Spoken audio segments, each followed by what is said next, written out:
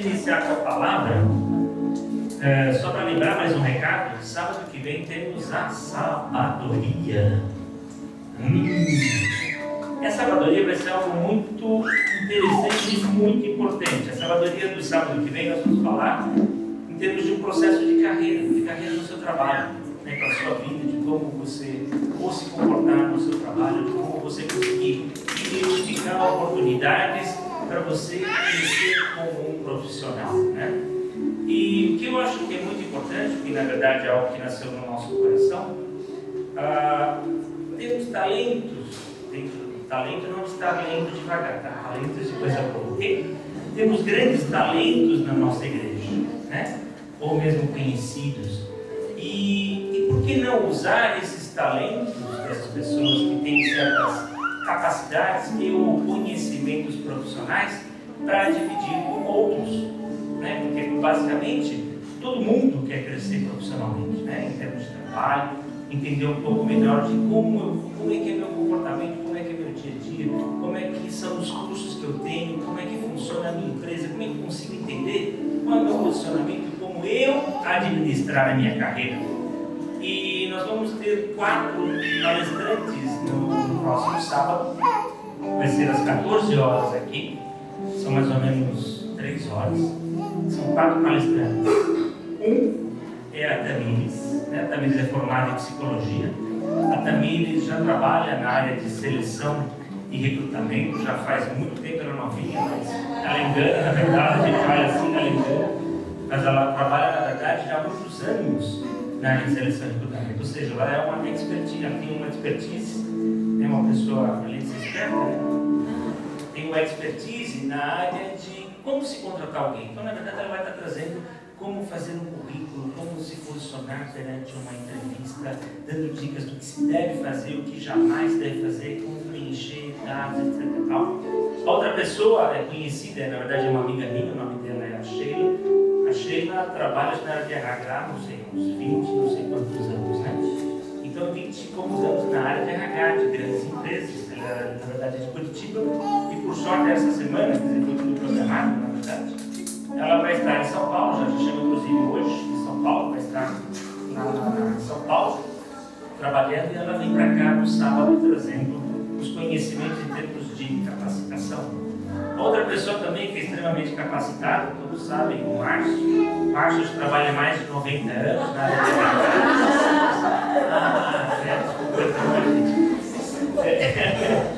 O Márcio também vem da área de RH, de grandes empresas, né? Pernambucanas, Visanet, o Will, para quem não sabe, a Brastemp, COFAP, né? A Tamires hoje na Pernambucanas, antes ela veio da Manpower, que Manpower também é uma grande empresa. E o outro palestrante, que é um cara muito bonito, muito legal, bacana, esse é eu. Mais de 6 anos de carreira, trabalhei muito com Matusalém, eu e Matusalém trabalhamos bastante juntos. Eu lá em Moisés e Jetro, que inventamos a administração de 50, de 100, foi o Jetro que fizemos esse programa. Eu também tive experiência, pela graça do Senhor, de trabalhar em grandes empresas. Trabalhei na Ford, trabalhei na Dell, trabalhei na GVT, trabalhei nos Estados Unidos, no México. Já fui também responsável como diretor administrativo financeiro, tenho o RH debaixo de mim. Então a ideia, na verdade, é de trazer conhecimento para que nós como não somente, tão somente como um corpo de Cristo, mas que venhamos usar os talentos internos que nós temos. Este mês nós estaremos falando de carreira, no próximo mês estaremos falando, o tema é faça muito com pouco. O foco é administrar as suas finanças da sua casa, as finanças familiares, como eu tratar disso. E no mês subsequente, que seria maio, nós vamos estar falando sobre família. E nós vamos estar trazendo outros convidados, pessoas de fora. Além desse processo de trazer, de nós virmos aqui e aprender algo nesse próximo sábado, também podemos chamar amigos, seus parentes, familiares, pessoas que possam vir e também ouvir um pouco dessa questão. Porque assim, todo mundo quer crescer em termos de carreira. Então convide o seu amigo, convide o seu parente, venha. E eu vou dizer para vocês, a experiência que eu tenho e o trabalho que está sendo feito, que cada um já fez a sua apresentação em PowerPoint, digo para vocês, pela minha experiência, é de alto nível. Ou seja, eu tenho certeza absoluta que se vocês forem em algum lugar, não vai ter o nível o qual se encontra nesse próximo sábado em termos de apresentação. De novo, são pessoas muito experientes e muito capazes. E a ideia é essa, utilizar aquilo que nós temos dentro de casa para podermos crescer, não tão somente no principal, no Senhor, nos caminhos do Senhor, mas também crescer na nossa vida, na nossa casa, no nosso dia a dia. Amém? Amém. Vamos hoje falar do profeta Ageu, daquilo que ele trouxe. O livro é Ageu é facinho de achar. Pega Mateus, isso, é entre Gênesis e Apocalipse. Pega Mateus, 2 livros antes de Mateus. Na verdade, ele se torna o terceiro, né? Terceiro livro antes de Mateus. Então, Mateus acho que vai ser mais fácil encontrar. Antes de entrar, inclusive, na palavra, nós temos falado muito, o pastor Márcio havia comentado com relação à crise. Tem até um vídeo que eu estou circulando do pastor Cláudio Duarte, sempre no crise por fora. E hoje, na verdade, foi bem interessante. Eu havia preparado a palavra ontem, mas hoje realmente me fez de novo abrir o computador e parecia que eu não parava mais de escrever. A pregação não vai ser mais que 3 horas e meia, não se preocupe. E uma das coisas que acabou me tocando, porque nós vamos falar um pouco sobre Ageu, e Ageu dentro de um período após o cativeiro da Babilônia, né? E aí me lembrei de Daniel. De Daniel, quando a tribo de Judá, ela na verdade foi invadida pela Babilônia. E o que aconteceu? Quando ela foi invadida por Babilônia, ela inclusive levou o povo judeu, o povo cativo. Eles tiraram lá de Jerusalém e levaram o povo para a Babilônia. E havia um homem chamado Daniel. Não é essa a palavra de hoje, mas foi aquilo que eu senti no meu coração. Quando falamos que o povo estava cativo, ou seja, preso, ou praticamente quase como um escravo e conquistado, acho que talvez não exista um cativo pior do que esse, né? Se a gente for pensar em termos de economia, não existe um cativo pior do que de repente virem tirarem você da tua casa e falar: aqui não é mais tua casa, você vai comer lá na minha terra, do meu jeito, sobre as minhas leis, sobre o meu comando, e tirar você da tua casa. E assim fizeram com Judá.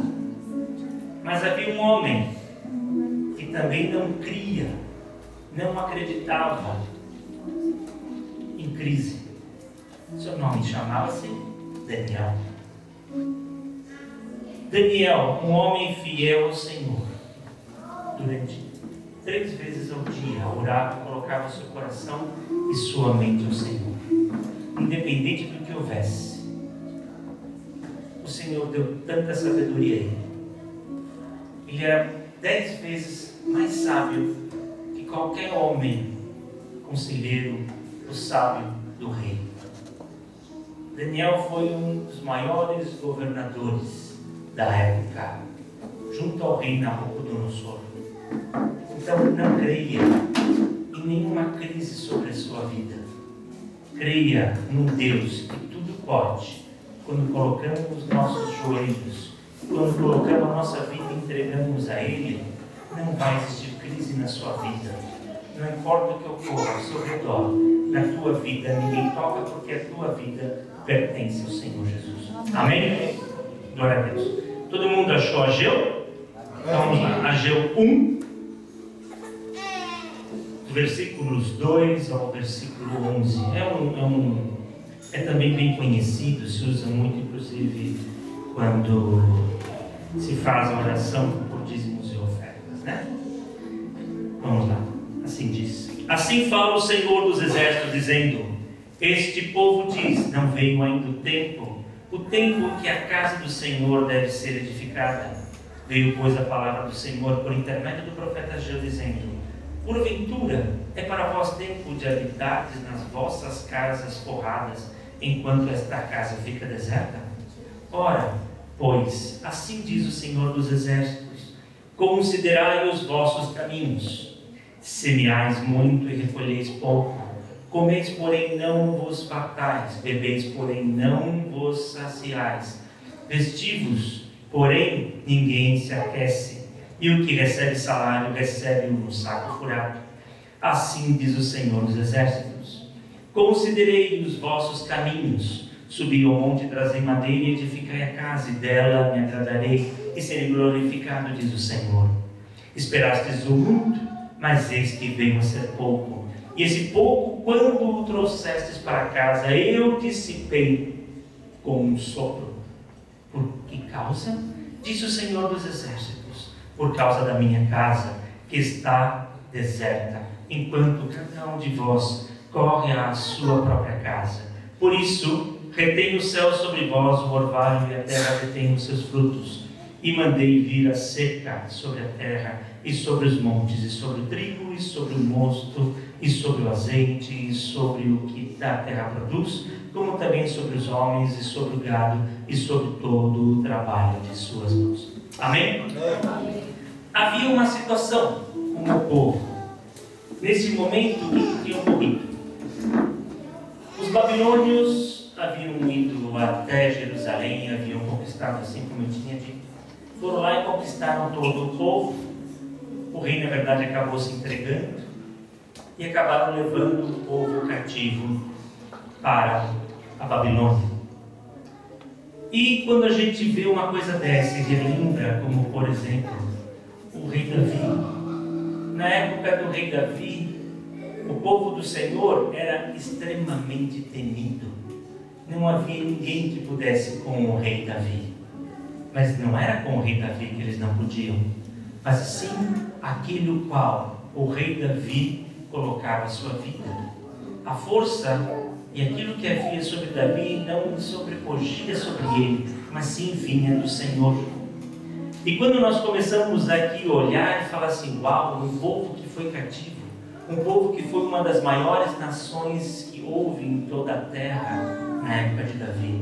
Todos temiam o povo de Israel, porque sabia onde Israel colocava o pé, aqueles pés que ali estavam colocados era porque o Senhor havia permitido, e aquela terra acabava sendo do povo de Israel.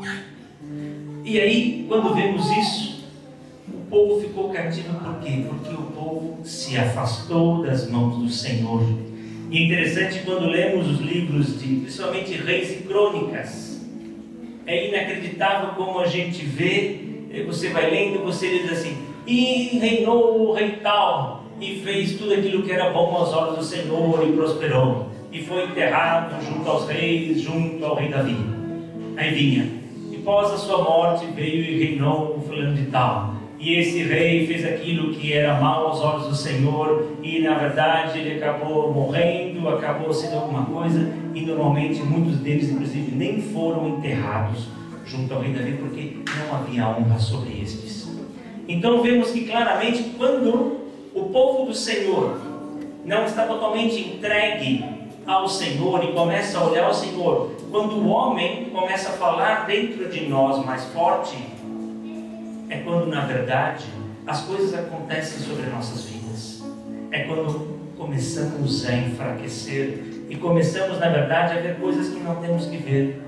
Não temos que ver a crise, não temos que ver o mal. Temos que servir ao Senhor, temos que entregar nossa vida ao Senhor, temos que buscar ao Senhor. Muitas vezes estamos tão preocupados com aquilo que os nossos olhos e os nossos ouvidos veem, e esquecemos muitas vezes, na verdade, de olhar dentro de nós quando estamos clamando ao Senhor e aquilo que Ele tem a nos dar. E aí, o homem, eu escrevi 2 palavras. Essa semana eu estava conversando com um amigo meu, semana passada, eu estava conversando com um amigo meu, essa semana. Conversando com um amigo meu, e de repente me vieram 2 palavras. Uma palavra foi circunstancial e conveniência. Quando eu falei isso para ele, eu falei: cara, deixa eu escrever esse negócio aqui, que eu achei um negócio bem interessante. E muitas vezes nós nos tornamos seres circunstanciais ou por conveniência. O que é circunstancial? Parece que estamos tão preocupados com aquele momento e com aquela circunstância, que muitas vezes com aquele ímpeto é quando fazemos algo sem pensar. Um exemplo muito prático: quantas vezes a gente ouve dizer que jamais devemos reagir a um assalto, mas parece que aquela circunstância, parece que de repente te vem um ímpeto, e na verdade você quer reagir porque você acha que, quem sabe, talvez é uma chance de eu me livrar daquele assalto, e infelizmente muitas vezes a pessoa acaba ou morrendo ou sendo baleada ou algo parecido. Portanto, temos que tomar muito cuidado com as questões que são circunstanciais na nossa vida. Não permita que haja ímpeto. Quando você lê a palavra do Senhor, tenha certeza, a maioria dali do que se encontra nunca foi feito de uma hora para outra. Nada foi feito com ímpeto. Você pode pegar, seja os profetas, tudo era feito com oração. Nada se era feito por sua vontade. Tudo que foi feito por ímpeto, o Senhor não habitou. O rei Saul aconteceu isso. Não, deixa que eu queimo aqui, isso aqui, deixa que eu sacrifico, não se preocupa não, que eu posso esse negócio. Foi a destruição da vida dele. Porque na verdade ele começou a achar que tinha tanto conhecimento e tanto poder, e ele achava que o Senhor está comigo e ele vai provar qualquer coisa que eu faça. Pergunte ao Senhor e coloque nas mãos do Senhor, para que você tenha teu discernimento e entendimento daquilo que o Senhor quer sobre a tua vida. Não sejamos circunstanciais e não trabalhemos com a conveniência. Na verdade, quando a gente fala em corrupção, a corrupção vem da conveniência, é conveniente. Parece que se cria todo um ambiente, é conveniente que eu faça, porque está tão fácil, está tão simples. Por que eu vou estacionar lá no lugar onde realmente eu posso estacionar? Tem essa vaguinha aqui, tem uma faixa amarela, mas está conveniente. Não seja conveniente. Seja um homem do Senhor, uma mulher do Senhor. Ele vai te mostrar aquilo que você deve fazer. Não trabalhe com o seu ímpeto. Faça com que o Senhor realmente trabalhe primeiro na sua vida, para que você venha trabalhar e fazer e executar conforme a vontade dEle. Amém? O povo esteve ali no cativeiro por aproximadamente 70 anos. E depois de 70 anos, durante esses 70 anos, na verdade, aconteceu. Jerusalém, ela foi destruída e foi saqueada. E Jerusalém sempre foi muito próspera, com muito ouro, com muita prata. Então Jerusalém acabou sendo totalmente saqueada. Na verdade, roubaram tudo o que havia lá em Jerusalém. Os babilônicos fizeram isso. E a estratégia muito interessante da Babilônia era, na verdade, não vamos deixar este povo aqui juntos, porque se talvez deixarmos juntos, isso não é bíblico, isso é uma questão de estratégia. Se deixar juntos, amanhã ou depois eles podem se fortalecer, porque sabiam que havia um Deus que muito já havia feito por aquele povo e amava aquele povo. Sabia, se a gente deixar esse povo sozinho lá em Jerusalém, amanhã ou depois eles vão vir atrás de nós. E por todo o histórico que tem o povo de Deus, com certeza eles irão guerrear, pode ser que venham ganhar de nós. Quando eu li isso e quando eu pensei nessa circunstância, eu falei, uau, parece que é exatamente aquilo que acontece nos dias de hoje. Cada dia mais o povo de Deus está separado. Parece que cada dia cada um quer criar a sua igreja e falar em nome do Senhor. E muitas vezes acabamos não falando como um corpo de Cristo gigantesco, que é quando o corpo de Cristo ele é gigantesco, o poder existe ali, assim como era com o povo de Israel. Quando o povo estava ali unido, o Senhor era o Todo-Poderoso, porque todos estavam juntos perante ao Senhor, louvando, adorando a Ele. E hoje a gente vê isso, o quanto que o povo de Deus é disperso. Imagine se no seu trabalho tivessem mais e mais pessoas, servos do Senhor, todos numa única mente, todos parte de um corpo, todos com um pensamento puro. E na verdade o que tem acontecido é totalmente o inverso. E por isso que o povo de Deus ele é muito mais forte, unido. E olha que nós estamos falando de uma história que ocorreu há mais ou menos 2.500 anos atrás. Eu lembro bem desses dias.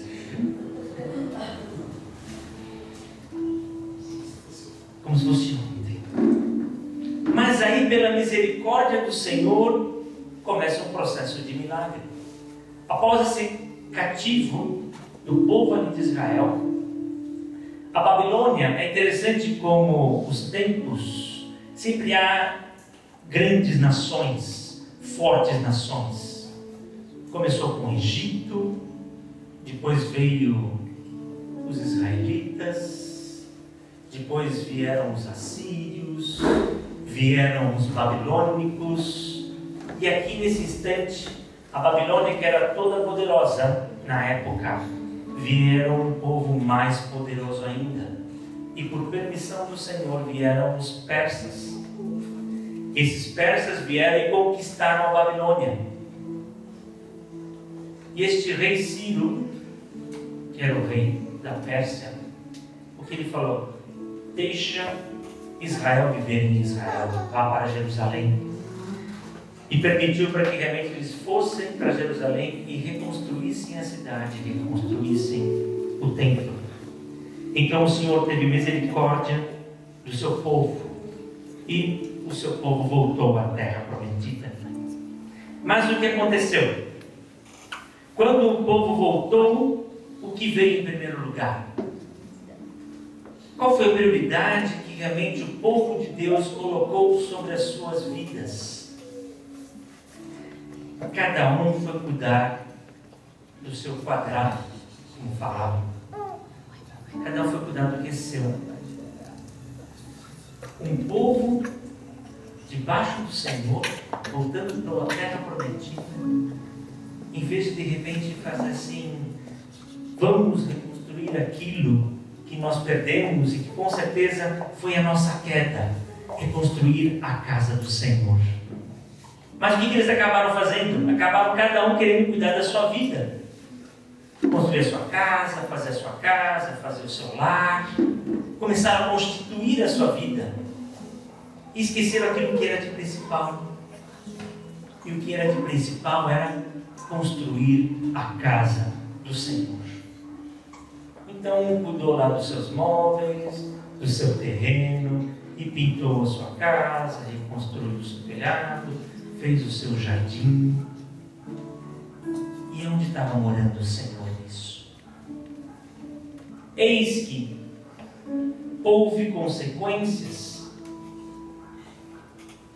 De repente aquilo que eles começaram a comprar, na verdade não saciava. Aquilo que havia de salário, na verdade se perdia. E quantas vezes vemos a mesma história? Quando que a gente vê que de repente uma pessoa ganha X, está sempre falando, não dá nada. E de repente você vê uma outra pessoa que ganha a mesma coisa e consegue construir muito. Isso é o que o Senhor faz multiplicar. Porque o Senhor traz sabedoria. Porque o Senhor traz discernimento à sua vida. E faz que quando você coma, que você venha realmente a se sentir saciável. De quando você bebe, o Senhor faz com que realmente a sua sede se sacie e faz com que você comece a ser cheio do poder do Espírito Santo sobre a sua vida.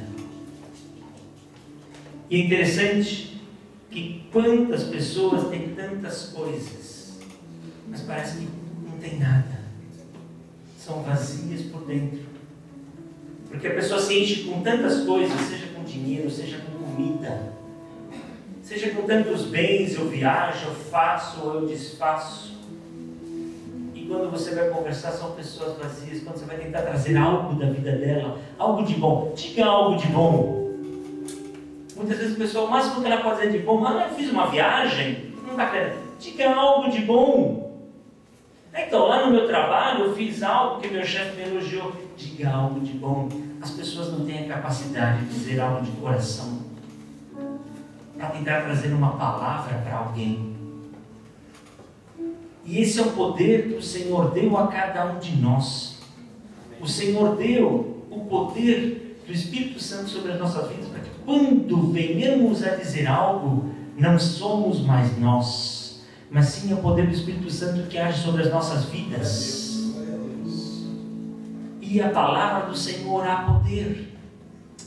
Quantas vezes nós sabemos disso, que há testemunhos, que quando uma pessoa está mal, não somos nós quem dizemos, mas sempre vem uma palavra, porque o Senhor tem isso, isso, isso, isso.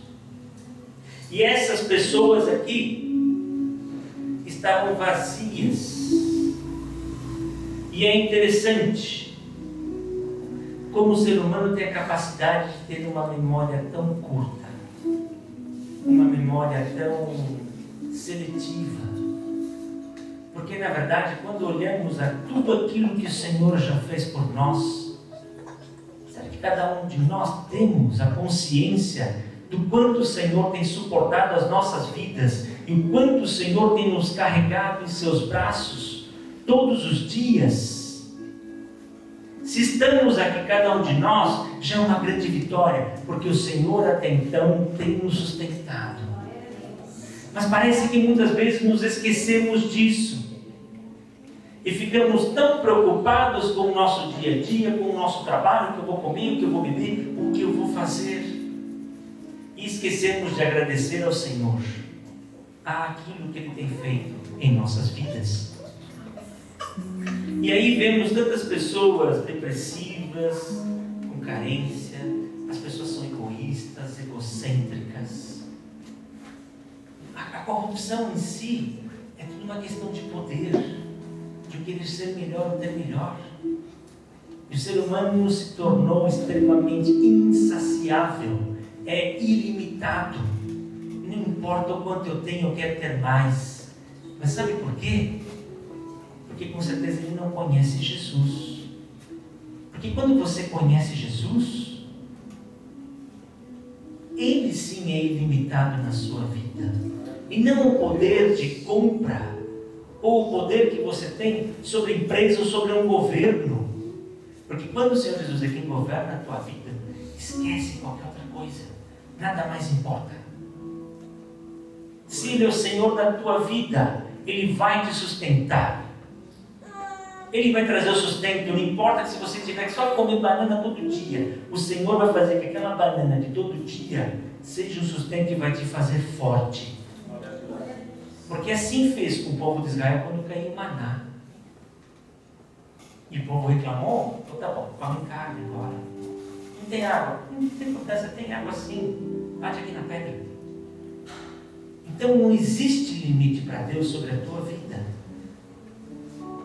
A tua sede vai ser saciada por Jesus. A tua fome vai ser saciada por Jesus. As vontades que você tem na tua vida vão ser saciadas por Jesus. Então não se preocupe.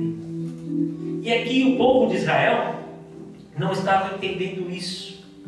Tanto que aí o Senhor disse: semeis muito e recolheis pouco, comeis, porém não vos farteis, bebeis, porém não vos sacieis, vestivos, porém ninguém se aquece. E o que recebe salário, recebe-o num saco furado. Aí vem a bondade do Senhor sobre o povo e diz: assim diz o Senhor dos Exércitos: considerai os vossos caminhos. Quando o Senhor diz aqui, considerai os vossos caminhos, no meu coração, quando eu estava escrevendo isso, para mim foi como assim: olhem por onde vocês têm andado e o que vocês têm feito. Considerai os vossos caminhos. Aí diz: subi ao monte, e meu coração veio: busca o Senhor, vá orar, considerai, sobe ao monte. Aí diz: e trazei madeira.